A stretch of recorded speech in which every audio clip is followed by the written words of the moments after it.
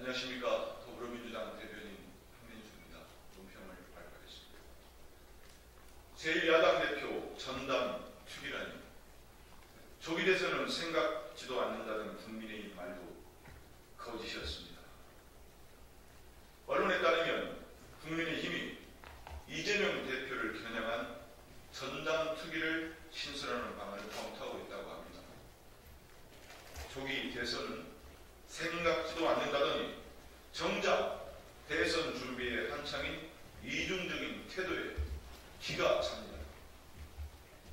거짓말을 하지 않으면 한마디도 말을 못합니까? 더욱 문제는 기승전 이재명입니다. 이재명 대표에 대한 악마 이미지 씌우기 아니고서 대선을 칠 자신이 없습니까? 국가 미래를 논하고 민생과 경제 회복을 위한 해법을 찾는 것은 생각조차 없어 보입니다. 내란의 늪에 빠져 내란 우두머리를 옹호하기 급급한 정당이 국가의 미래, 민생과 경제는 눈에 들어오겠습니까? 그저 제1야당 대표를 끌어들여 불성사나운 진흙탕 싸움을 벌일 생각뿐인 것입니다. 국민은 안중에 없이 자신들의 안위를 위해 내란 세력과 혈탁한 이권 결사체일 뿐입니다.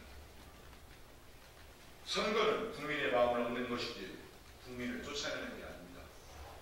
국민의 힘은 국민을 위해 일하는 모습을 한 번만이라도 보여주시기 바랍니다. 국민의 힘은 제1야당 대표 비난할 시간에 국민의 삶부터 챙기십시오. 민생과 경제 회복을 위한 국정협의회 개최에 즉각 협조하시기 바랍니다. 야당 회유설 운운하더니 정작 회유는 내란 일당이 하고 있었던 것 아닙니까?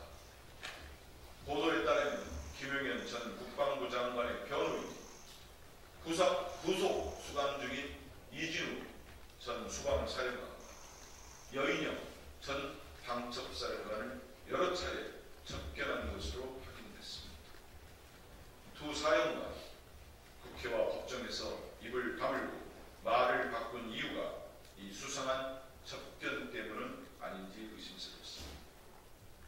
심지어 여인영 전 사령관 지난 4일 헌재 탄핵 심판에 출석하기 전날에도 김 전 장관 변호인을 접견했습니다. 그리고 바로 다음날 헌재에서 말을 바꾸고 답변을 거부하며 증언을 회피했습니다. 윤석열 변호인 측과 국민의힘은 민주당이 증인 회유를 했다고 억지 주장을 하지만 정작 회유는 내란 일당이 하고 있었던 것 아닙니까? 비열한 법기술의 끝판왕입니다. 윤석열 내란 일당과 변호인들은 신성한 헌재에서 헌재를 거짓과 모략의 향연으로 만들 셈입니까? 공범간 옥중 전략회의라고 열었던 것은 아닌지, 김 전 장관 측의 회유와 입막음 시도가 있었던 것은 아닌지 낱낱이 밝혀져야 합니다. 내란 주범의 변호인 접견이 어떻게 허가되었는지도 조사돼야 합니다.